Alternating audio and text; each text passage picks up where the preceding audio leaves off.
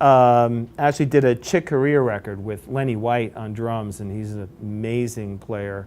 Al DiMeola and Stanley Clark on bass. And I remember being in the booth with Lenny, and he was just like patting the shit out of his drums.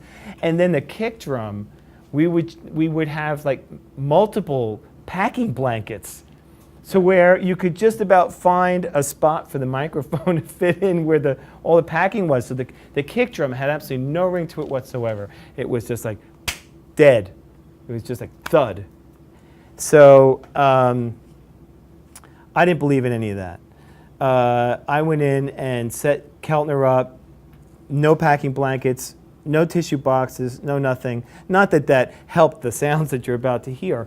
But we're going to play you the demos, one song, and we won't even play the whole song because it might get boring. But it's a song called Whatever Gets You Through the Night. It was released to the public with John Lennon and Elton John singing. Elton John was singing a duet with John Lennon. This is the demo of that session with Jim Keltner, Klaus Voormann, Jesse Ed Davis, and John Lennon. And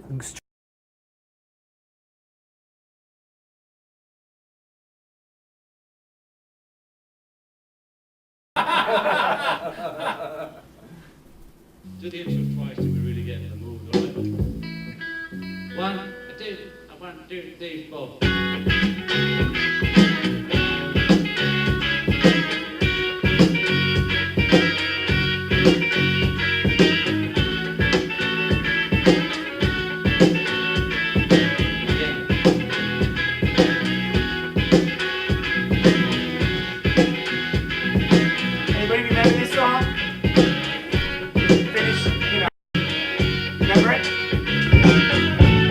this is the first time it had been played. They were all improvising. Whatever gets you through the night. Even Jim's kind of like, what's the part here?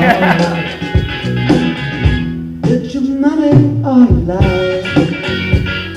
It's alright. It's alright. Don't be sorry for the flower. Okay, so let me get this straight.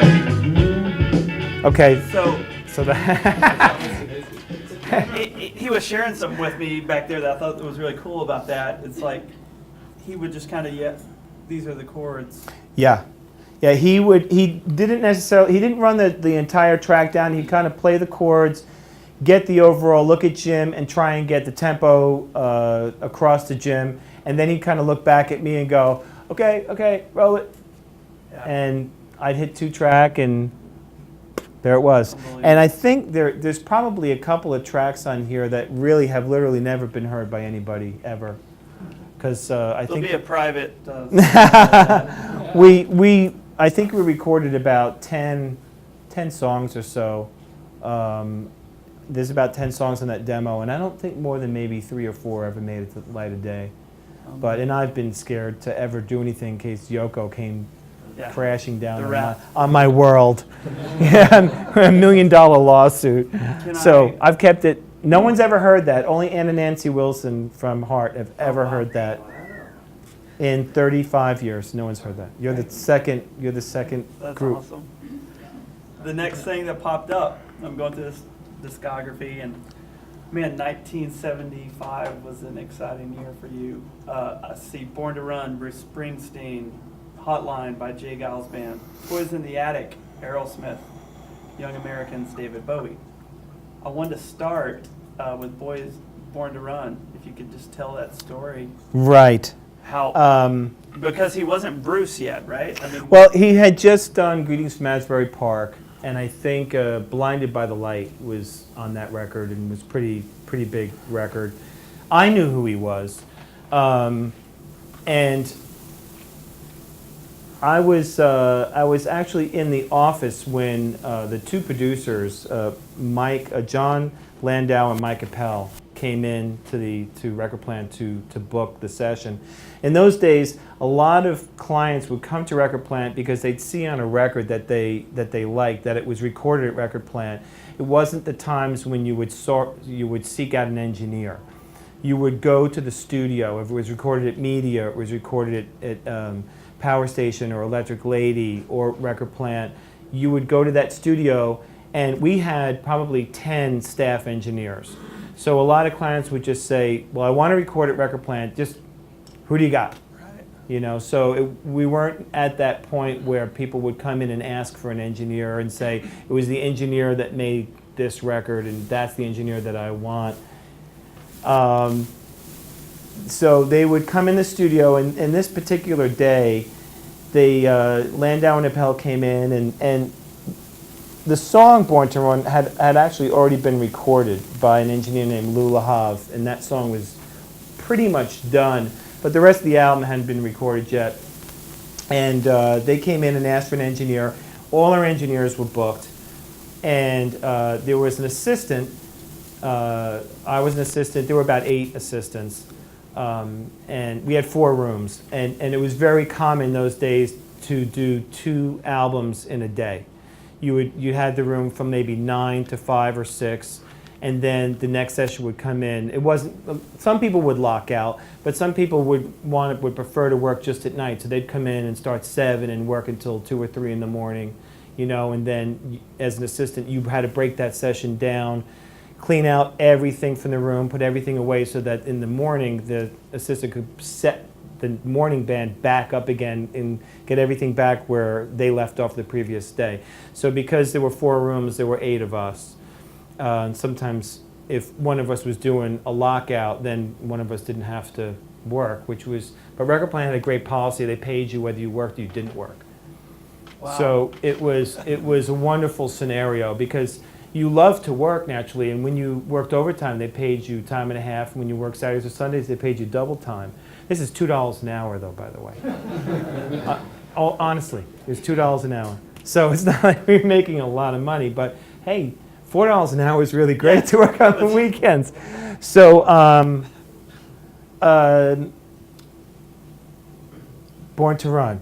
So Jimmy Iovine, does anybody know who Jimmy Iovine is? I guess some of you probably do. He's like runs the record business now, I think, pretty much. Jimmy and I were assistants.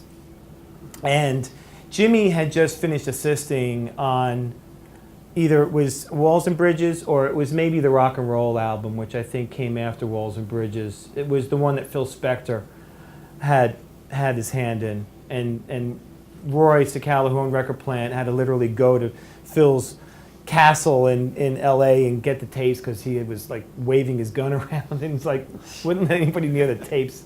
Typical Phil Spector. Yeah. Before he got in trouble for shooting It's somebody. always right? consistent, the gun story with everybody. So Jimmy, the girl who was on the books at the time, Susan, says, "Well, we got this guy Jimmy Iovine, and he just finished working with John Lennon." Now Jimmy was assisting on John Lennon. He wasn't engineering John Lennon, but so Landau and Appel just went like, "Okay, so we'll take Jimmy Iovine." So on Born to Run, that was Jimmy's very first record, and he came to me after he heard he was getting booked on it and says, "Hey Dave, can you assist me on this record so in case I lean over and hit the wrong knob or don't know how to get something to a track, you know, you can kind of help me out and not make me look like an asshole." Yeah. So I did, and Born to Run was done in actually several rooms in Record Plant. It's not the best sounding record. It was a great record material-wise, but if you go back and listen to it now, there's a lot of technical flaws. But you know, it was Jimmy's first record, and still turned out to be a great record. Classic record.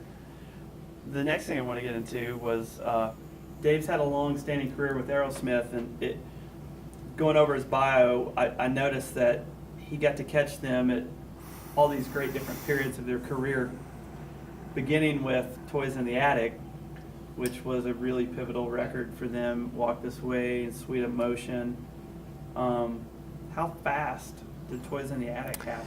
Nothing happened fast in those days. It's very, very different. In Nashville, you can cut a record in a week. You know, we were lucky to get drum sounds in a week.